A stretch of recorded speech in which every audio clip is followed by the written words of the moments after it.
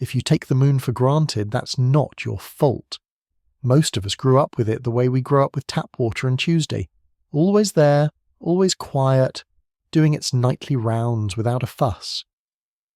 But the most dangerous thing about familiar objects is how well they hide their knives. The moon, our gentle white coin, has a habit of slipping past tidy explanations, and if you listen closely after midnight, you can hear it clearing its throat like a storyteller about to confess something scandalous. Tonight we're going to test a comfortable idea that the moon is just Earth's loyal satellite, a footnote to our planet's biography. What if the footnote is the real story? What if this pale companion is the single strangest thing in our entire daily experience of the sky, so strange that even when science stacks up sensible answers, a few pieces still refuse to fit the box? That's not an invitation to panic. It's an invitation to curiosity. We'll go slow, we'll stay honest, and we'll keep the lights on, metaphorically. The candle is reason, the room is history, the draft under the door is wonder. Here's the thesis in a whisper. 5 anomalies. 5 recurring splinters in the moon's polished myth. First, a size and orbit oddity. Our moon is unusually large for a rocky planet's companion, locked in perfect step with Earth so that we always see the same face, and stationed at just the right distance that, by an accident of geometry, it can erase the sun in a perfect solar eclipse. Second, the origin puzzle, our best story for how the moon formed, the giant impact, explains a lot and still leaves geochemists staring at their lab results like they've been handed a riddle in their own handwriting. Third, the NASA-era quirks, the Apollo seismometers, the long bell-like vibrations, the heavy mascons secreted under the dark Maria, and the buried mass under a crater the size of continental egos. Fourth, the moon's disproportionate influence, the way it steadies Earth's tilt, choreographs our tides, and may have drummed early chemistry into rhythms friendly to life. And finally, the temptation some people cannot resist, the claim that the moon might be, in part or in whole, artificial. We will open that door later, look around politely, and then close it with the same politeness. Before we thread those beads, let's admit something about human brains. We're allergic to coincidence when coincidence feels like design. The eclipse is Exhibit A. The moon is roughly 1/400th the diameter of the sun and roughly 1/400th as far away. So in the sky they match, coin on coin. You watch the corona ignite, that shimmering hair of sunlight you never see otherwise, and it's hard not to feel chosen. The temptation is to say, too neat to be an accident. Someone must have calibrated it. The grown-up answer is subtler. The match isn't perfect. It changes across time, and if there are a trillion planets, some skies will cough up elegant spectacles by pure statistics. But I won't scold your goosebumps. Or is a fine solvent for cynicism. We just have to rinse afterward with evidence. Evidence will do a lot of heavy lifting for us tonight. Where myth says because, we'll say how. Where rumour says secret, we'll say uncertainty, which is more honest and, frankly, more interesting. The moon rewards that posture. It is geologically simpler than Earth. No plate tectonics ballroom, no thunderous mantle pageants. And yet every time we turn the instruments up, it reminds us that simple does not mean solved. The Apollo rocks, for instance, tiny time capsules that give us a magma ocean, depleted volatiles, and oxygen isotopes that look suspiciously like Earth's signature. The seismometers, little ears left in the dust that heard the moon ring and ring after deliberate impacts, not because the moon is hollow like a stage prop, but because dry, cold rock damps energy like a miser tips at dinner, reluctantly. And yes, there are the mascons, those hidden heavyweights under the big dark seas, the Maria. Spacecraft noticed their pull, orbits went wobbly, gravity betrayed a secret. We'll get there. We'll talk about ancient impacts and flooded basins, about basalt acting like a concealed barbell plate under a rug. We'll also visit the far side, the face we never saw before 1959, and ask why it's thicker, rougher, more crater-drunk than the hospitable near side where lava once flowed. Some researchers propose a second, smaller moon that collided and smeared itself into a permanent far-side helmet. It's a cinematic idea, yes, but it also does what good hypotheses do. It tries to explain more than one oddity at once. The fourth anomaly is the one that lives in your calendar rather than your telescope. Without the moon's steady hand on Earth's axial tilt, our climate may have swung like a drunk door, too violent for agriculture to find a rhythm. Tides have been our planet's quiet cardiology, mixing warmth and nutrients, shaping coasts, training creatures to evolve with metronomic discipline in the intertidal's boot camp. Some chemists even suspect the earliest pre-life chemistry needed that wet-dry drum beat. Concentrate, react, rinse, repeat, timed by a younger, closer moon tugging harder and faster. The moon as maid of honour at life's wedding, not proven but plausible enough to keep the champagne on ice. And then there's the fifth anomaly, the one I'm not going to serve until dessert. The artificial moon notion is the internet's favourite haunted attic. We will go up those stairs with a flashlight and an open mind. But bring your scepticism like a seatbelt. The road is bumpy, and a lot of the furniture up there is made of pareidolia and wishful thinking. Now, if you came here for certainty, you will leave with something better. Proportion. Proportion is the art of knowing where our confidence ends and our questions begin. The giant impact story is a good example. It explains the low iron core, the magma ocean, the dryness, the basalt seas. It is the right kind of story, messy, violent, consistent with what a young solar system does on a bad Tuesday. But geology is a patient detective. When the isotopes whisper too similar, we don't throw the whole novel away. We rewrite the paragraphs we rushed. Maybe the impact was hotter, more mixing. Maybe Earth's vaporized rock formed a torus that birthed both Earth as we know it and the moon together. Maybe Theia had an Earth-like composition, because regional neighbourhoods in the early disk weren't as diverse as we once assumed. None of those are final.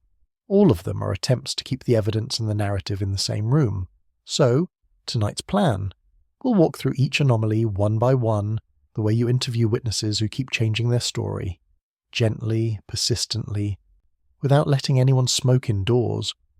We'll honour the romance, because history without romance is a tax form, but hold the line on method, because romance without method is a cult. By the time we reach the end, you may not solve the moon. I haven't either, but you will have a sharper sense of which riddles are real, which have already been cracked and simply refuse to admit it, and which are the friendly ghosts we invent when silence makes us itchy. Take one last look at that quiet lamp outside your window. It has watched forests bloom and empires disappear. It has steadied oceans and calendars and hearts. And yet, under the dust, there are questions still warm to the touch. Let's press a finger to each and see which ones burn. So, let's set the table before we eat the meal. 5 courses, each more peculiar than the last. Not 5 mysteries in the tabloid sense, but 5 persistent burrs under the saddle of science. They're the kind of anomalies that make geologists clear their throats and astronomers rub their temples, because none of them are wrong, they're just untidy. Number 1, the moon is too big and too neat. For a planet like Earth, the expectation is a modest companion, a rock or two twirling at the edges like reluctant backup dancers. Instead, we get this oversized body, so large it almost deserves to be a planet in its own right. And it doesn't just loiter anywhere, it's positioned at exactly the distance where it can perfectly blot out the sun. That's not just poetic, that's suspiciously cinematic. Number 2, the origin riddle. The giant impact story is strong. An early protoplanet called Theia collides with baby Earth, debris flies, coalesces, and voila, the moon. But when you look closer, the chemical fingerprints are unnervingly similar to Earth's own. It's like finding your roommate's fingerprints all over your diary and insisting it must belong to someone else. The theory fits until it doesn't. Number 3, the Apollo-era oddities. Seismometers planted in the regolith revealed a world that rings for nearly an hour after being smacked, like a bell that refuses to shut up. Satellites found mascons, mysterious gravity lumps hiding under the moon's seas. and beneath the giant South Pole Aitken Basin, something massive lurks, like an iron iceberg under dust. NASA scientists, not conspiracy forums, reported these things. Number 4, the moon's invisible babysitting job. It keeps Earth's tilt sane, preventing our climate from convulsing like a toddler on sugar. It pulls the tides, mixing nutrients, stirring life's soup, and maybe, just maybe, providing the metronome for life's first beats. No moon, no us, say some researchers. An unnerving thought considering how casually we dismiss it as just a satellite. And number 5, the big, bold, and slightly embarrassing hypothesis that maybe the moon isn't natural at all, that it could be artificial, hollow, placed. We'll explore it respectfully, not because science endorses it, it doesn't, but because testing the bizarre is a useful way to sharpen our sense of what is real. Also, let's be honest, it's fun. That's our map, size, birth, odd data, earthly influence, wild speculation. In each case, we'll walk the tightrope between awe and analysis. We'll indulge the goosebumps but tie them back down with physics before bedtime. So, ready? Let's begin with the first anomaly, the sheer oddness of the moon's size and orbit. Because if the solar system is a family portrait, Earth and Moon look less like parent and child, and more like a strange set of twins who refuse to admit they're related. Imagine you're looking at the family photo of the solar system. Over here's Jupiter with its brood, dozens of moons swarming like paparazzi. Saturn, same story, but with even flashier rings. Mars gets 2 tiny potato-shaped tagalongs, Deimos and Phobos, barely worth the name Moon. And then there's Earth. Just one companion, but what a companion. Our moon is, by planetary standards, a giant. Relative to its planet, it's far larger than almost any other moon we know of. Only Pluto and Charon come close, and Pluto's not even invited to the official planetary party anymore. Earth and Moon together almost act like a double planet system, not the usual planet with accessory setup. If the solar system is a dance floor, Earth and Moon are that couple hogging all the space, spinning like they own the place, and size isn't the only eyebrow raiser. The moon doesn't just orbit, it's locked in a peculiar embrace with Earth, always turning the same face toward us, always hiding its far side like a magician who won't show his left hand. This is tidal locking, yes, but it feels almost theatrical. You can watch the moon rise every night for your entire life and never once see the far side. That's cosmic commitment. But the strangest part might be the eclipse coincidence. Think about this. The sun is about 400 times wider than the moon, but it also happens to be about 400 times farther away. The result? They look the same size in our sky. That's why we get total solar eclipses. Perfect. Razor-edge black disks swallowing the sun and revealing the corona. To us it feels staged, like the universe dimmed the lights just for drama. Now, scientists are quick to remind us, it's not that perfect. The moon is slowly drifting away, a few centimeters every year. In a few 100 million years, total eclipses won't happen anymore, only partial ones. And elsewhere in the cosmos, coincidences stack differently. Saturn's moon, Prometheus, for example, can pull a similar trick relative to Saturn's sun angle. So, is it an impossibly rare miracle? Or just an ordinary dice roll we happen to witness from the lucky seat? Still, let's not dismiss the poetry. Ancient cultures didn't. For them, the eclipse was a cosmic gasp. In China, dragons were said to swallow the sun. The Maya calculated eclipse cycles with unnerving accuracy, embedding them into their calendars like reminders from the gods. Even today, when we know the orbital mechanics down to the decimal, the sight of the sun vanishing midday doesn't feel mechanical. It feels personal, and that's the rub. When coincidences feel meaningful, our brains itch for design. It's too perfect, we say. Surely someone rigged the game. But meaning is a human spice, not a cosmic law. Maybe eclipses are just lucky spectacles. Maybe they're cosmic red herrings. Or maybe, and this is what keeps philosophers awake, they're both, accidents we can't help but interpret as messages. So, Anomaly 1. The moon is oversized, overcommitted, and overly convenient for theatrical light shows.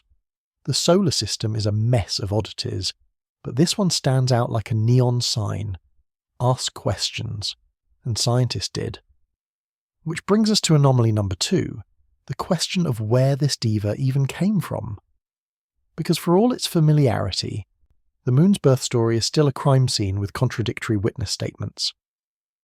Let's step back about 4.5 billion years, when Earth was not the polite blue marble we Instagram today, but a molten brawler in a solar system bar fight.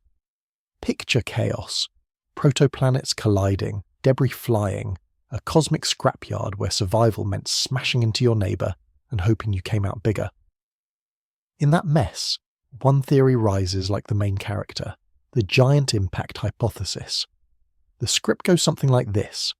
Early Earth, young, hot, restless, is struck by another body, about the size of Mars. Scientists call it Theia, though the name sounds more like a minor character from Greek mythology who deserved a spin-off. The collision isn't just a bump, it's catastrophic. Imagine 2 cars colliding at full speed, but each car weighs a planet. Out flies a spray of molten rock and vaporized crust, whipped into orbit around Earth. Gravity does its thing, and in time those fiery fragments coalesce into a single glowing orb. Our moon. It's a cinematic origin, and for a while it was the darling of planetary science. It explains a lot. For one, why the moon is relatively poor in heavy metals like iron. During the crash, the denser materials sank into Earth's core, while the lighter stuff, silicates, crusty leftovers, became lunar building blocks. That's why Earth has a robust metallic core, but the moon's core is tiny, a geological afterthought. It also explains the magma ocean. Apollo samples showed that much of the moon was once completely molten. That's not the kind of thing you expect from a small cold rock that formed quietly on its own. It screams trauma. A colossal collision could heat the moon to be into a glowing sphere of liquid rock before it cooled into the cratered face we know. And there's the dryness problem. Moon rocks lack the volatiles, water, sodium, potassium, that Earth rocks hold on to. Those elements are delicate. A high-energy impact would have blasted them into space, leaving behind the dry, brittle material Apollo astronauts scooped up. Again, the giant impact story fits like a glove. So far, so tidy. Big crash, molten aftermath, cooling moon, a blockbuster with satisfying special effects. But here's the part where the credits don't roll, because the evidence room has some files sticking out of the drawer. When scientists measured the isotopes in moon rocks, the chemical fingerprints, they found something deeply inconvenient. They looked almost exactly like Earth's. Not just family resemblance similar, but cloned sibling similar. If the moon were built mostly from Theia, it should look different. Every planetary body carries a slightly different chemical accent, like regional dialects in the solar system. Mars rocks, meteorites, even asteroids, each sings in its own isotopic key. But the moon, it sings Earth's tune, note for note. That's the headache. Either Theia just happened to be Earth's chemical twin, cosmically unlikely, or the collision was so violent that Earth and Theia's guts mixed completely before separating again into Earth and Moon. Some scientists even propose that the Earth briefly vaporized into a donut-shaped structure of molten rock and gas, a synestia, out of which both Earth and Moon condensed, like twins born from the same fiery womb. Sounds dramatic because it is. But the truth is, no version of the giant impact story is perfectly neat. It's a story that explains a lot but leaves key puzzles unsolved. And that's what makes the moon so deliciously irritating to science. Every answer spawns a sharper question. So here's where we leave Anomaly 2. The moon has an origin story that's epic, logical, and supported by evidence, and yet still nagged by isotopic whispers that say, you don't know the whole truth. And if the birth is already messy, wait until you see the identity crisis that follows. Because the moon isn't just Earth's child, it's also Earth's twin, its foil and its secret keeper. And that's a family drama worth staying up for. Here's where the giant impact story trips over its shoelaces. You'd think that if a whole other body, Theia smashed into Earth and contributed much of the raw material for the Moon, then the Moon's chemical DNA should look at least a little different. Different childhood, different pantry of elements, different isotopic accent. But no, the Moon is practically Earth's doppelganger. Let me explain. Every planetary body in the solar system has its own isotopic signature, like a cosmic passport. Mars has one, meteorites from asteroids carry another, and Earth's is distinct too. Oxygen isotopes, titanium isotopes, tungsten. These ratios are the fingerprints scientists use to trace origins. And yet, when we cracked open the Moon rocks brought back by Apollo astronauts, the readings weren't just similar to Earth. They were nearly identical. That's the puzzle. If the Moon was mostly made of Theia's guts, why does it look chemically indistinguishable from Earth? The odds that Theia just happened to be a geochemical twin of Earth are vanishingly small. So, what are the options? One explanation is the violent blender scenario. The impact was so catastrophic that Earth and Theia's materials vaporized, mixed thoroughly in a global molten fog, and then recondensed into two bodies, the Earth as we know it, and the Moon. Essentially, the collision scrambled everything so thoroughly that their isotopic signatures became identical. It's like throwing two entirely different cakes into a blender and somehow still ending up with identical muffins afterward. Another idea is the synestia hypothesis. This isn't just poetic, it's an actual scientific model. A synestia is a massive spinning donut-shaped cloud of vaporized rock that forms after a planet-scale collision. In this scenario, Earth and Theia didn't just collide, they briefly ceased to be planets at all. Instead, they became a swollen, vaporized torus of molten silicates, glowing like a hellish halo around the sun. From that inferno, two condensed children emerged, the Earth, reformed, and the Moon. Same nursery, same materials, same isotopic DNA. If true, it's one of the most metal origin stories in the cosmos. But of course, every fix comes with new headaches. If the synestia idea is correct, then why does the Moon lack some of Earth's heavier metals? Why is its core so small compared to ours? And if the violent blender theory is right, then where's the evidence of that much total mixing in the geologic record? Every neat hypothesis leaves a trail of loose ends, like a mystery novel that never quite explains how the butler got the key. What we're left with is a strange duality. The Moon is both child and sibling. Born from Earth's body, yet chemically so close it feels like Earth simply pinched off a piece of itself. In ancient myths, humans often told stories of doubles, twins, shadows, doppelgangers. The Moon is our planetary doppelganger, a companion that carries our face but not our voice. And it gets weirder, because if the Moon is Earth's twin, then it's a twin that came out lopsided. Its body is skewed, heavy on one side, light on the other. That's not a metaphor, that's physics. And the mystery of that imbalance leads us to another layer of this cosmic riddle.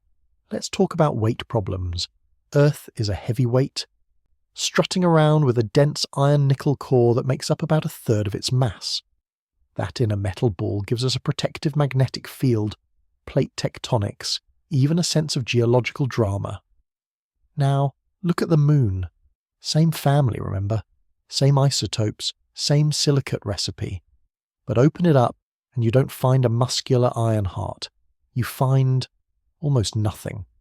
A core so small it accounts for barely 1–2% of the Moon's total mass. The rest is lightweight rock. The Moon, in other words, is suspiciously underweight. Its average density is about 3.3 grams per cubic centimetre. Compare that to Earth's 5.5 and you see the gap. That's not just trivia. It tells us something about how the Moon was assembled. The giant impact model offers a neat explanation. When Theia smacked into Earth, the denser iron from both bodies sank into Earth's core.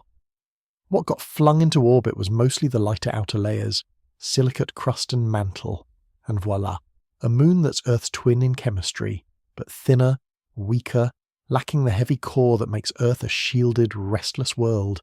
This detail solves one problem while creating another. Sure, the low density makes sense in a debris-borne Moon, but then why are the isotopes still so identical? If the moon is mostly made from Earth's outer layers, shouldn't there still be subtle differences compared to Earth's whole inventory?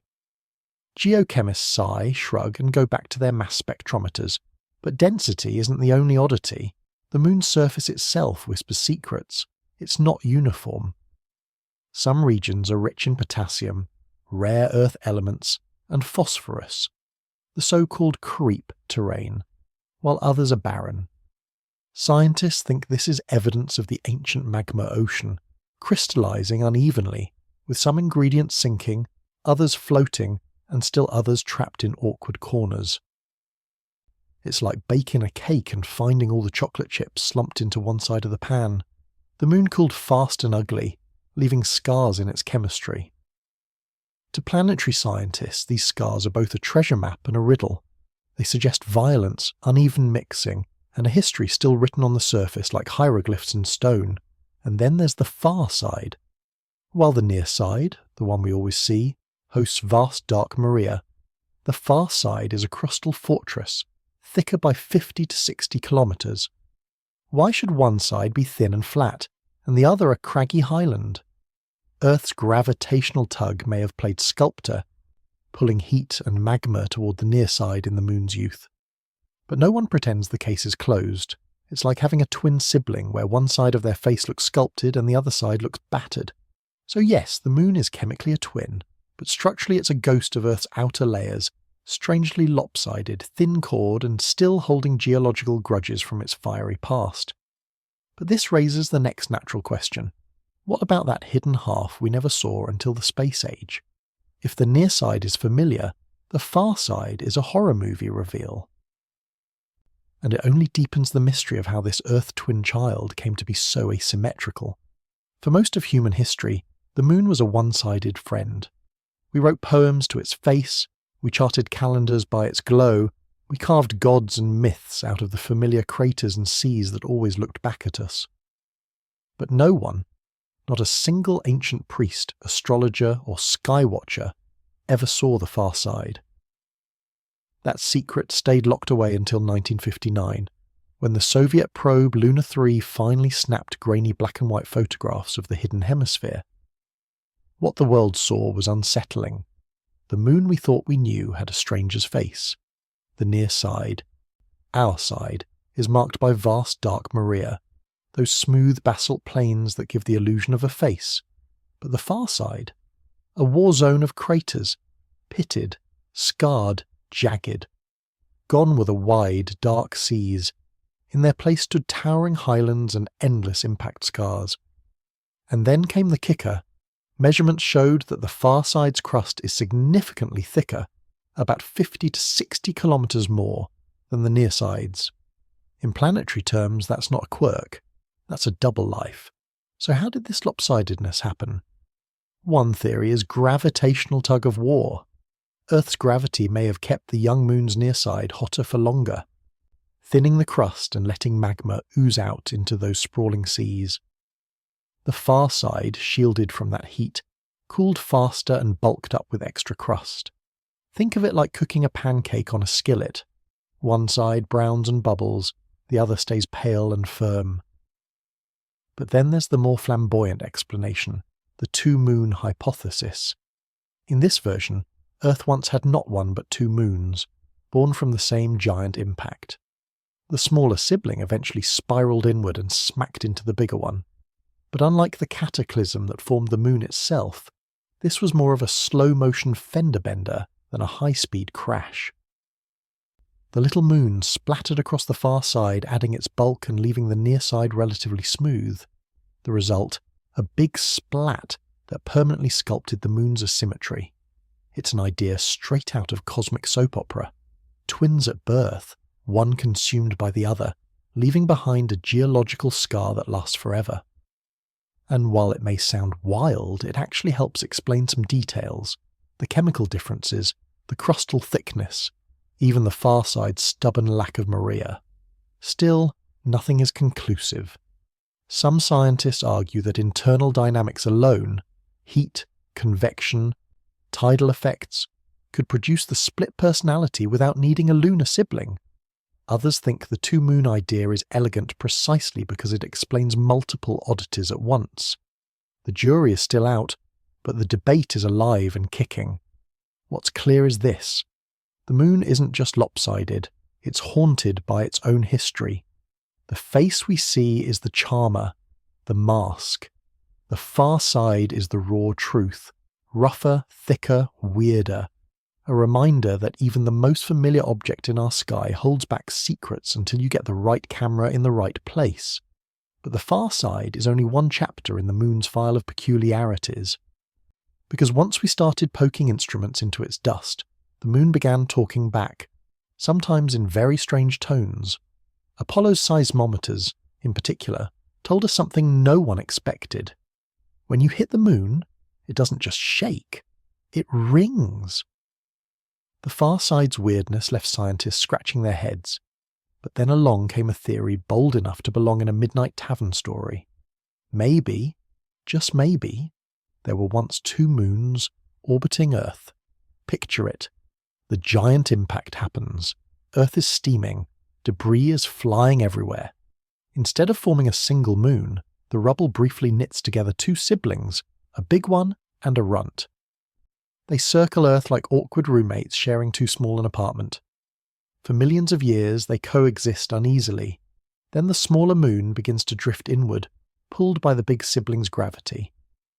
But instead of a violent smash like Thayer's collision, this is more like a slow-motion car crash in molasses. The little moon kisses the far side of the big one, spreads itself out like frosting, and fuses. The result? A far side that's bulked up with extra crust, permanently thicker than the near side.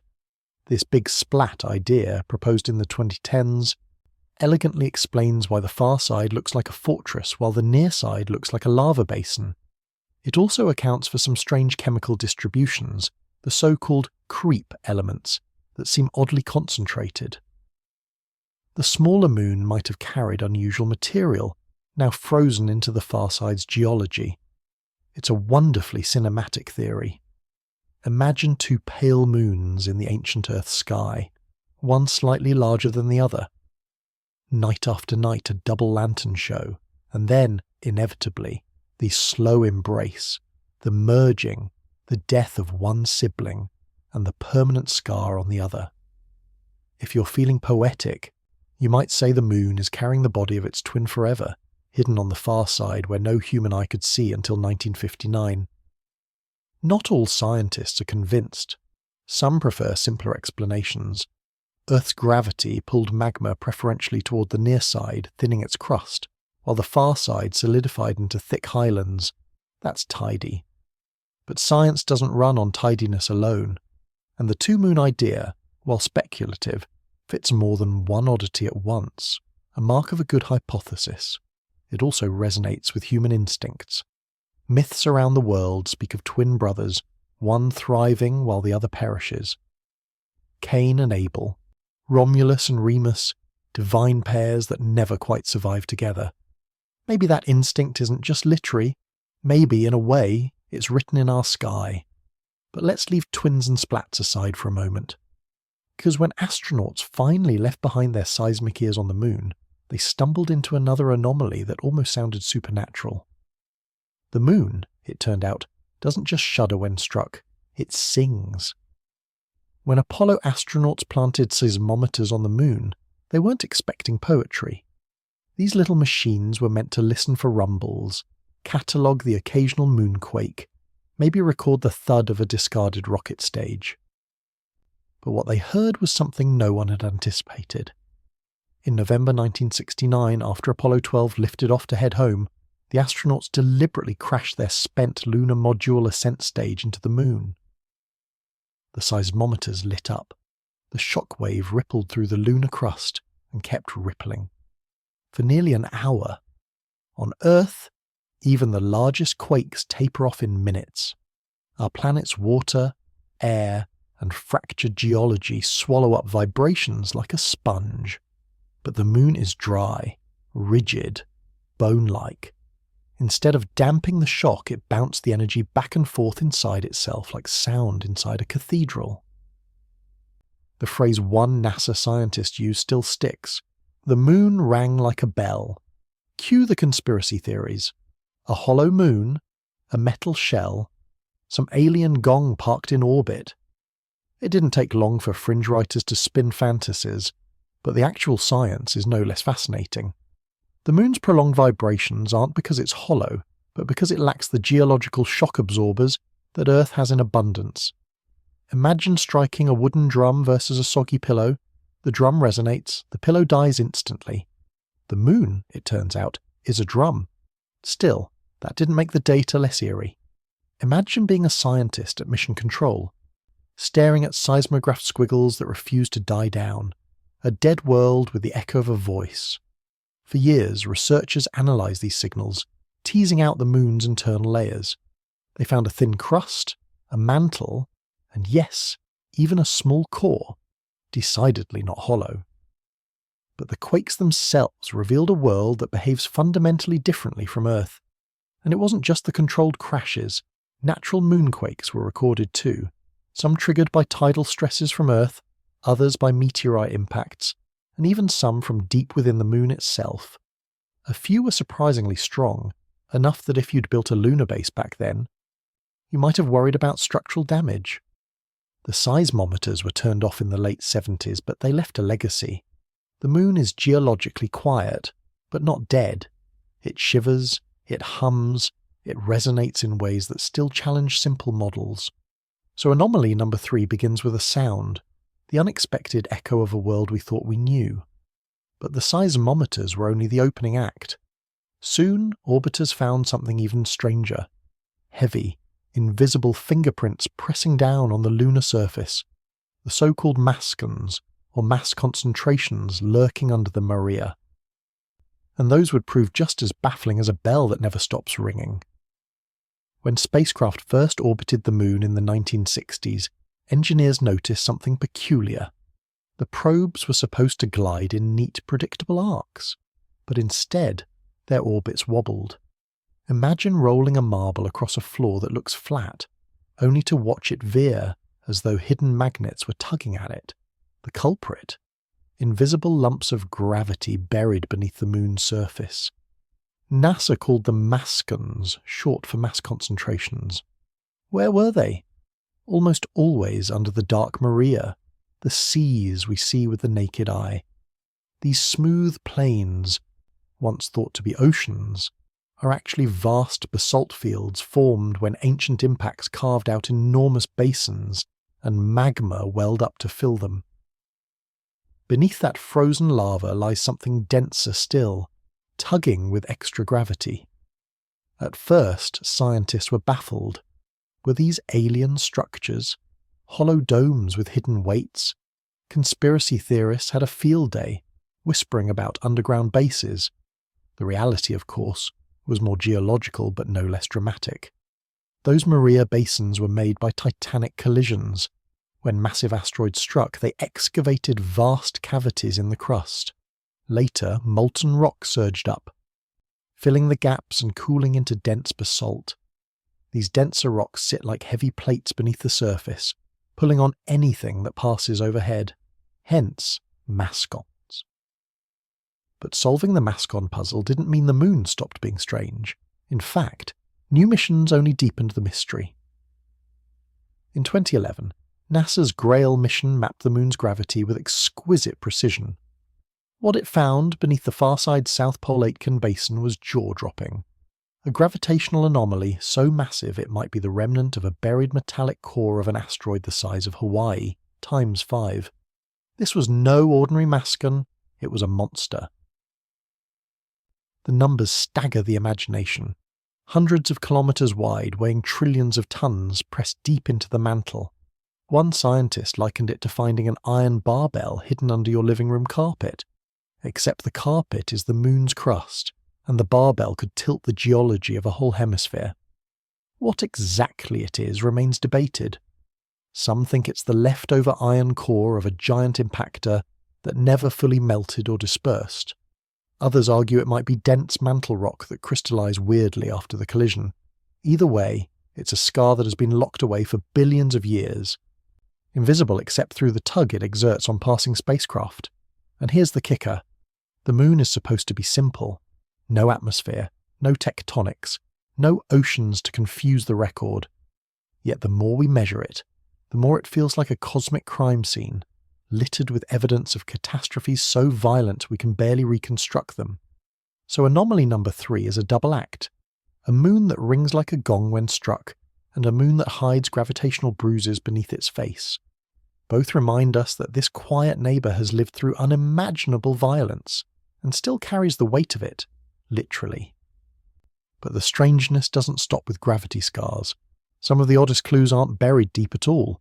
They're frozen in plain sight, inside rocks Apollo astronauts tucked into their sample bags, rocks that tell of ancient magnetism, as if the moon once had a heart that beat with fire. Let's zoom in on that monster lurking beneath the moon's far side, the South Pole Aitken Basin. This isn't just any crater. It's one of the biggest impact scars in the entire solar system, a depression nearly 2,500 kilometers across and more than 13 kilometers deep. If Earth wore a wound like that, it would stretch from New York to Los Angeles. Now here's the twist. Beneath that basin, scientists have detected something truly bizarre. In 2019, researchers using NASA's Grail mission data announced they'd found an enormous high-density mass buried more than 200 kilometers underground. How enormous! Imagine a metal lump 5 times the size of Hawaii's Big Island. That's the scale we're talking about. Whatever it is, it's heavy enough to drag the basin floor down by nearly a kilometer, a bruise so deep you can see it from orbit. So, what could possibly account for this buried giant? One idea: the core of the asteroid that created the basin billions of years ago. When that cosmic hammer struck, its iron-nickel heart may have sunk into the moon's mantle instead of vaporizing. Another possibility: the impact melted mantle rock into dense pools of magma, which cooled and solidified into a subsurface block that still sits there today. Both explanations are plausible, but neither feels airtight. The mass is too big, too oddly shaped, too stubborn. For scientists, it's like finding a wrecked car buried under your backyard with no clear sign of how it got there. And this isn't just trivia. If the buried mass is indeed the remnant of an ancient impactor, it rewrites part of the moon's history, and Earth's too. Because the same cosmic bombardment that scarred the moon likely battered Earth in its infancy. We just don't see the evidence here because weather, oceans and tectonics erased it. The moon is Earth's crime scene archive, its silent witness. But the anomaly doesn't end at gravity. Apollo rocks, studied under microscopes decades after they were collected, revealed something equally unsettling: traces of ancient magnetism. Some samples showed they'd formed in a magnetic field thousands of times stronger than what the moon can generate today. This suggests that billions of years ago, the moon might have had a molten, churning core capable of sustaining a magnetic dynamo, like Earth does, and yet that doesn't make sense with the moon's tiny core. It's simply too small to sustain such a powerful field for so long. So scientists have proposed other explanations.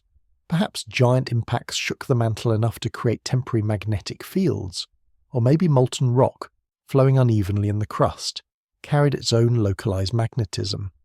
The result is a patchwork moon, regions with strange, lingering magnetic signatures, as if someone scribbled invisible graffiti on its surface. Even today, spacecraft detect these magnetic anomalies, odd swirls, invisible to the naked eye but strong enough to deflect charged particles from the solar wind. So now we have a moon that hides a buried metallic beast under its far side, and one that remembers magnetic fields it shouldn't have been able to create. Both mysteries refuse to settle neatly, and both suggest that the moon's past was hotter, wilder, and more chaotic than its calm grey face implies.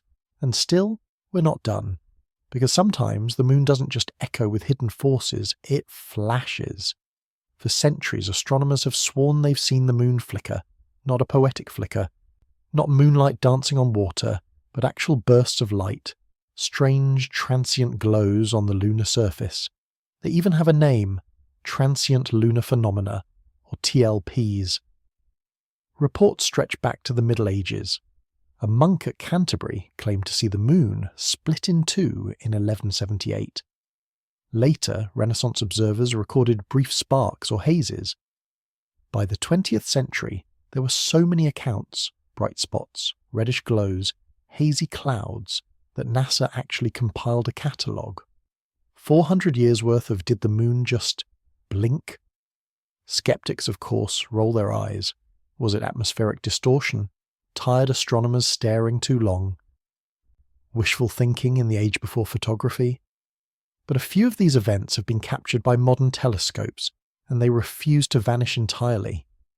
One leading explanation is outgassing. The moon isn't dead rock. It still releases small amounts of gas, particularly radon. If gas escapes through cracks and gets hit by sunlight, it could create a brief shimmer. Another idea: micrometeorite impacts. The moon is constantly bombarded by space debris, and when a rock the size of a pebble slams into lunar dust at tens of thousands of miles per hour, it can produce a flash bright enough to be seen from Earth. But there's also a psychological angle. Humans are hardwired to see patterns. A twinkle in Earth's atmosphere might look like a glow on the moon's surface, and once someone reports it, the rumour spreads like wildfire, reinforcing itself in the minds of other observers. Still, NASA took the report seriously enough that during the Apollo era, they kept track of potential flash zones. Some researchers even suggested steering clear of regions that had multiple sightings, just in case the moon was active. To this day, amateurs still monitor the surface for blips, hoping to catch the moon in the act.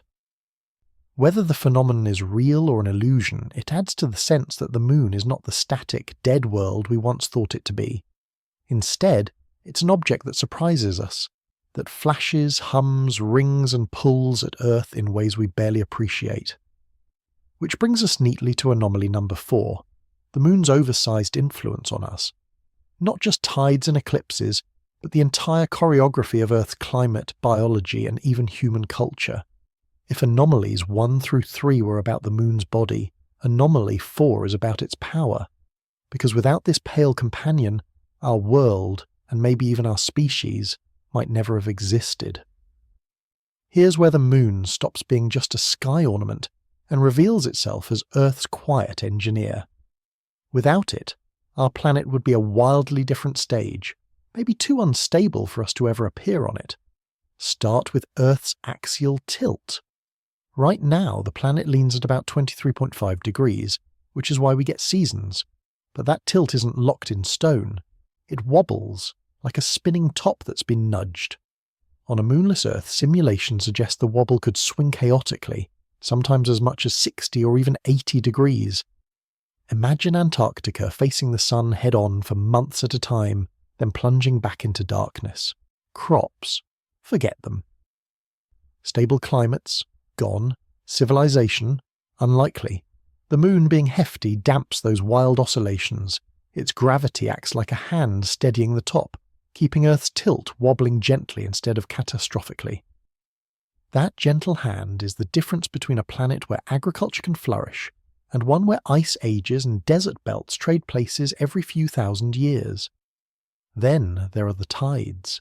Easy to take for granted, but they're not just seaside curiosities. Tides are engines of mixing.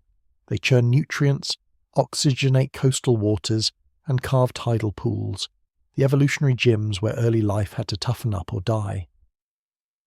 Some scientists argue those wet-dry cycles created by regular tides were essential to the chemistry that eventually produced self-replicating molecules. Without that rhythmic push and pull, life might have taken a slower, stranger road, or not have emerged at all, and the moon's work didn't stop there. Its tidal drag is slowly lengthening Earth's days. Billions of years ago, Earth spun so fast a day lasted only 10 hours. As the moon tugs on our oceans, energy is transferred from Earth's spin to the moon's orbit, pushing it farther away while slowing Earth's rotation. Now we enjoy 24-hour days, long enough for complex organisms to adapt their rhythms, long enough for human schedules to make sense. Without the moon's gradual braking system, we'd live under a frantic, unstable clock. Even our ability to do science owes something to this companion. Think of the solar eclipse, that perfect alignment, The moon's disk blotting out the sun allowed astronomers to see the solar corona for the first time. It was during an eclipse that helium was discovered, an element we now take for granted in balloons and fusion labs. The moon literally handed us the tools to understand the sun. But beyond physics and chemistry, the moon has been a cultural tuning fork. Calendars were built around its cycles, rituals tied to its phases, harvests planned by its glow. Words like lunatic remind us that humans once thought madness waxed and waned with the moon. Even now, poets and songwriters can't leave it alone. So anomaly number 4 is this: the moon's influence is wildly outsized. For a satellite, it acts more like a co-architect of Earth's stability, biology, and culture. Without it, the story of life, and of us, would likely be unrecognizable, which leaves us with the strangest anomaly of all. Because if the moon is this crucial, this perfectly placed, this oddly tuned, some can't help but ask, is it too perfect? Was it arranged, designed, artificial? That, of course, is where things get conspiratorial, and where anomaly number 5 waits with a smirk. Before we march into conspiracy country, let's pause a little longer with anomaly number 4, because the moon's fingerprints are deeper than we usually admit. It hasn't just stabilised Earth's climate or pulled the tides, it may have choreographed life's entire opening act. Think about those tidal pools. Twice a day the ocean retreats and returns, leaving behind shallow puddles rich in organic molecules. Sunlight bakes them. Water evaporates, chemicals concentrate. Then the tide rushes back, stirring, diluting, resetting. Over and over. This rhythm might have been the laboratory bench where chemistry turned into biology. Without the moon's pull, maybe Earth would still be a quiet ocean planet, full of chemistry but empty of creatures to tell the story. And the moon's breaking of Earth's spin gave life something else. Time. In the early days, Earth spun so quickly that day and night flashed by in 10 hours. Try evolving complex organisms under that pace. Every sunrise a whip crack, every sunset a blink. As the moon's drag slowed Earth's rotation, days stretched out, giving life gentler cycles. By the time humans arrived, the clock had settled on 24 hours, a rhythm that feels so natural we barely imagine it could have been otherwise. But even beyond biology, the moon has shaped the story of civilization. Ancient people didn't measure time with clocks. They watched the sky. The lunar month became the backbone of calendars. Festivals, planting seasons, religious rituals, all traced the moon's phases. Farmers relied on it. Priests and kings declared authority by aligning with it. In Arabic, Hebrew, Chinese, Mayan, countless languages, time itself is etched with lunar cycles. Then there's the psychological tether. Humans stare at the moon and feel something primal. We give it names, we project faces onto it, we imagine it pulling on our moods. The word lunatic is no accident. Nurses still joke about full moon nights in emergency rooms. Even if the statistics don't always back it up, the feeling is ancient. The moon meddles with us. And then eclipses, those theatrical coincidences where the moon blocks the sun just so. Whole civilizations trembled at them. Others learned to predict them, winning political power from the ability to command the sky. Scientists used them to discover helium, to test Einstein's theories, to peel back the sun's secrets. The moon isn't just a bystander, it's been our stagehand, setting the lights for breakthroughs we couldn't have managed alone. All of this makes the moon feel less like a satellite and more like a partner. Earth and moon aren't a solo act plus a sidekick, they're a duet. A strange, lucky, maybe miraculous duet. And that's precisely why some people look at this arrangement and whisper, it's too good, too tidy, too intentional. Which brings us finally to anomaly number 5, the wild card. The proposition that dares to say out loud what others only feel in goosebumps. What if the moon isn't entirely natural?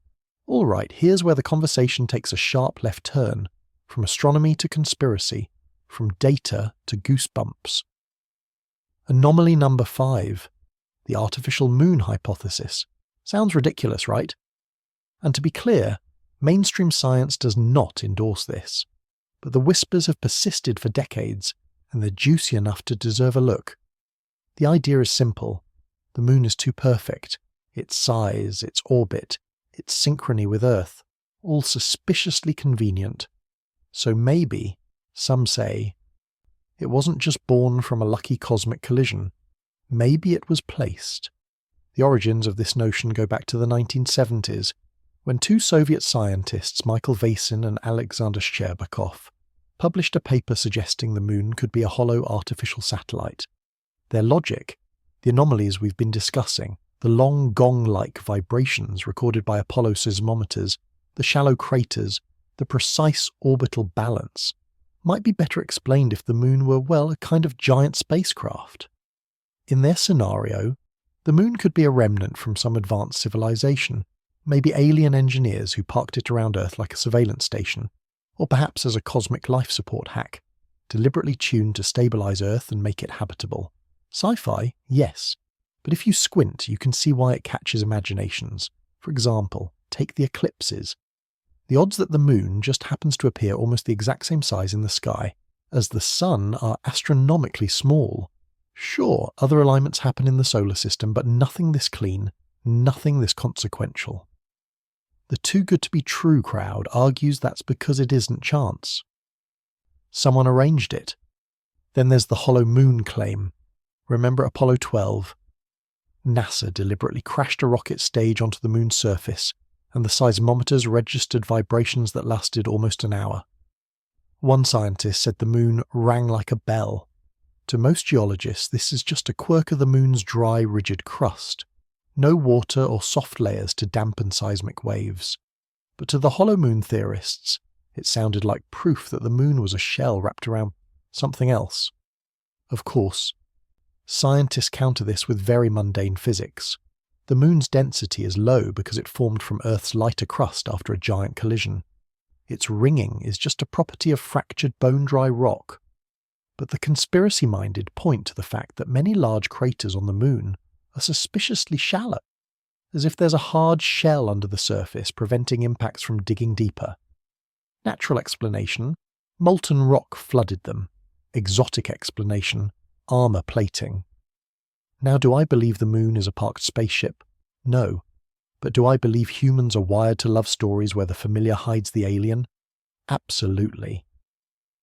The artificial moon hypothesis thrives not because it's plausible, but because it tickles something deep in us.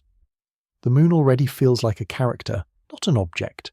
Mysterious, watchful, strangely intimate. Giving it a secret backstory just feels right. And here's the kicker. Even if it isn't artificial, the moon is still weird enough to justify the drama. Think of it. Earth's habitability, tides, calendars, poetry, eclipses, all because of this oversized companion. Whether or not someone put it there, the moon acts like it was designed for us. Which leaves us with the final question. If the moon is so strange, so crucial, so suspiciously convenient, what does that say about us and about the universe we live in? So here we are, staring at the most outrageous claim of all, the moon as an artifact. And even if your rational brain wants to laugh it off, your gut can't help but twitch. Because the more you list the coincidences, the more it feels like walking into a casino and watching the same guy hit jackpot after jackpot. At some point, you stop muttering lucky and start whispering rigged. But let's sober up and test this. If the moon really were artificial, what would we expect to see? Smooth metal seams, hollow chambers, neon signs in alien script? No. What we see instead are dusty regolith, craters upon craters, and rocks so ancient they make dinosaurs look like toddlers. Apollo missions brought back 382 kilograms of lunar samples. Every lab test screams natural geology.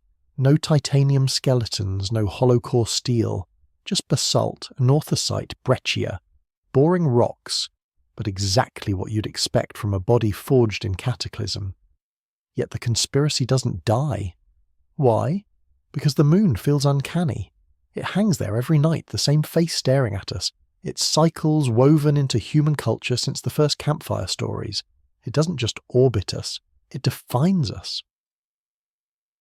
And people have always struggled to accept coincidence when the stakes are this high. Let's take a step back. The giant impact hypothesis, the leading scientific explanation, says a Mars-sized body slammed into early Earth about 4.5 billion years ago. The debris coalesced into the Moon, elegant, violent, natural. But even here, gaps remain. Why are Earth and Moon's isotopes so similar, as though they came from the same body? Why does the Moon have such a tiny iron core compared to Earth? Why is its far side so radically different from its near side? These unanswered questions are like oxygen for speculation. If the neat equations of science still leave puzzle pieces unmatched, people will happily supply their own. Aliens, engineers, ancient civilizations, a Death Star without the laser cannon. And you know what? On a human level, that impulse makes sense. We're storytelling animals. When we see the sky handing us a riddle, we don't shrug. We invent answers, even wild ones. So maybe the artificial moon theory isn't really about aliens at all. Maybe it's about us, about our inability to sit with mystery, about our urge to see purpose in randomness, design in accident, gods in thunderclouds. The moon in this sense is a mirror. Look at it long enough and you're not just seeing craters, you're seeing the architecture of human imagination. Still, let's not throw the baby out with the regolith. Because even stripped of conspiracies, the moon is astonishing. It is a fluke of cosmic proportions. And if you're tempted to believe in design, you're in good company. Philosophers and scientists alike have pointed out that the moon's existence looks suspiciously like a prerequisite for complex life on Earth. Maybe not engineered, but certainly rare. And that rarity alone makes it sacred, which leaves us with a final twist. Whether or not the moon is artificial, it forces us to confront the same unsettling thought. Our existence is fragile, contingent, and maybe improbably lucky. And that realization can feel just as haunting as any alien conspiracy. So, is the moon a spaceship? Probably not. But is it a cosmic jackpot? A freak occurrence that made us possible? Absolutely. And sometimes, that's the more mind-bending truth. Let's pull the threads together. We've walked through 5 lunar oddities, its oversized bulk, its mysterious birth, its bizarre seismic data, its life-shaping influence, and the eyebrow-raising, maybe its artificial theory. Each on its own is interesting, but stacked. They transform the moon from a rock in the sky into a full-blown enigma, and yet science, as always, has its counterpunches. For every anomaly, there's a sober explanation. The moon is large, yes, but that can happen in rare impact events. Its birth is messy to reconstruct, but evidence still strongly supports the giant impact hypothesis. Its ringing like a bell is just physics on a bone-dry world. Its stabilizing effect on Earth's tilt. Natural consequence of mass and gravity. And as for the artificial satellite idea, well, geology and seismology firmly shut that door. But here's the part that makes the moon truly strange. Even after all the rational explanations, it still feels weird. Even when the science clears away the fog, mystery lingers at the edges.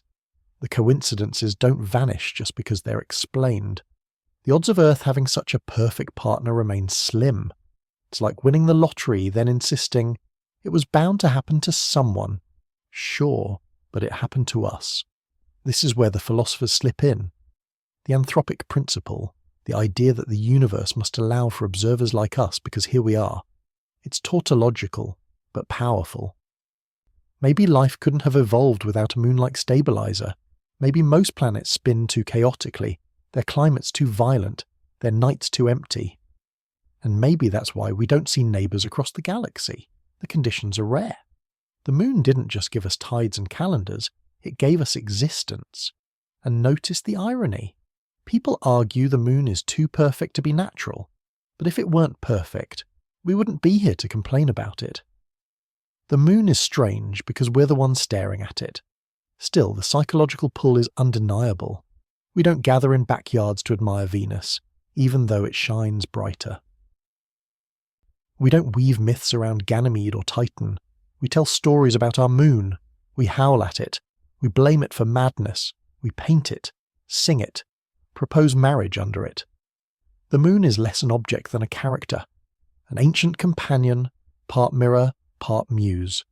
And tonight, if you step outside, it will be there.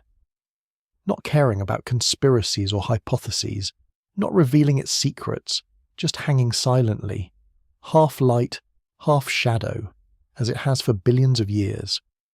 The story of the moon is, in the end, the story of us, our curiosity, our fear of randomness, our hunger for meaning. It's a riddle that keeps us looking up, and maybe that's the point. Even if every anomaly gets solved, the moon will always feel uncanny, because it's not just a lump of rock, it's the night's lantern, Earth's anchor, and humanity's oldest puzzle. And when you see it full and bright, remember, the moon has already changed your life, before you even knew to ask how. So after all the science, speculation, and story weaving, what are we left with? A paradox. The moon is both utterly ordinary, a ball of rock, dust, and craters, and profoundly extraordinary. It's like finding out your quiet neighbour is secretly the reason the whole town hasn't collapsed. Think of it this way: no moon, no us. Without its steadying tug, Earth's axis might tilt like a drunk spinning top. Without its tidal pull, life's early chemistry might never have found rhythm. Without its gravitational drag, our days might still fly by in frantic 10-hour bursts. And without its silver light, human culture would be dimmer, fewer myths, fewer calendars, fewer songs. The moon is a geological accident, yes, but it's also a stage director, a timekeeper, a cultural patron, a scientific teacher. It gave us eclipses that cracked open the sun's secrets. It gave us months to measure, rituals to celebrate, omens to fear. It gave us poetry, madness, and the glow that made lovers look just a little more beautiful at night. And maybe that's why the artificial moon idea, as wild as it is, never fully dies. Because in some sense, the moon is artificial, not literally built but culturally constructed. We humans have wrapped it in so many layers of story and meaning that the raw geology is almost secondary. We can't help but see purpose, design, narrative. The moon is our oldest screen, and we've been projecting onto it for millennia, so here's the punchline. The moon doesn't need aliens to make it mysterious. It's mysterious enough on its own, a cosmic fluke that became a cosmic partner. A lump of rock that became a mirror for human imagination. And maybe that's the deeper lesson. The universe is full of accidents that look like miracles when you're lucky enough to stand in the right place. We are, quite literally, children of the moon, born under its pull, shaped by its presence, haunted by its glow. Next time you catch yourself staring at it, don't just see a satellite. See the improbable chain of chance and necessity that made your existence possible. And realize, in a very real sense, the moon isn't just up there, it's in you. Let's end with the moon not as an object to dissect, but as a companion we've carried through every stage of our history. Because for all the science and speculation, what lingers isn't just facts, it's feelings. Think about how humans first looked up. Before telescopes, before equations, before Apollo boots touched dust, the moon was already shaping us. Farmers tracked its phases to decide when to plant. Priests read omens in its glow. Nomads measured their journeys by its rise. Lovers whispered promises under its silver light. In every corner of the earth, in every language, the moon was a constant, our universal timepiece, our calendar in the sky. And when science arrived, the moon didn't fade, it deepened. Galileo's telescope revealed craters and mountains, proving it was a world, not a perfect heavenly sphere. Newton used its orbit to prove gravity's reach. Einstein's theories were tested during eclipses. The moon has always been the chalkboard for our biggest lessons.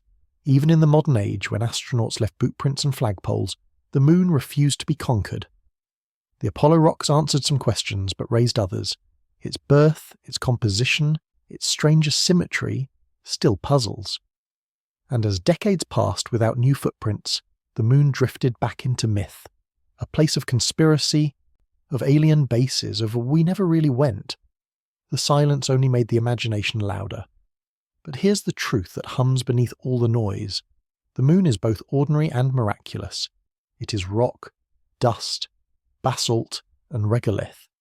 And it's also poetry, myth, stabilizer, cradle, the closest neighbour and the most elusive mystery.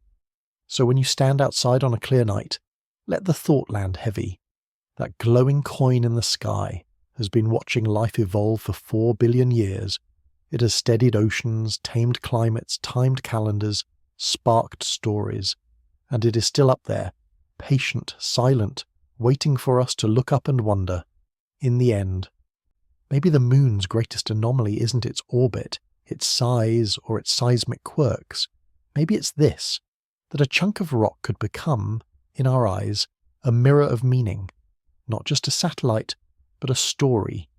And as long as humans are here, the moon will keep pulling us, not just with gravity, but with mystery. It is, and always will be, the night's lantern, the first muse, the oldest puzzle, and the quiet proof that sometimes accidents feel like destiny. Thank you for staying with me on this journey through the moon's strangeness.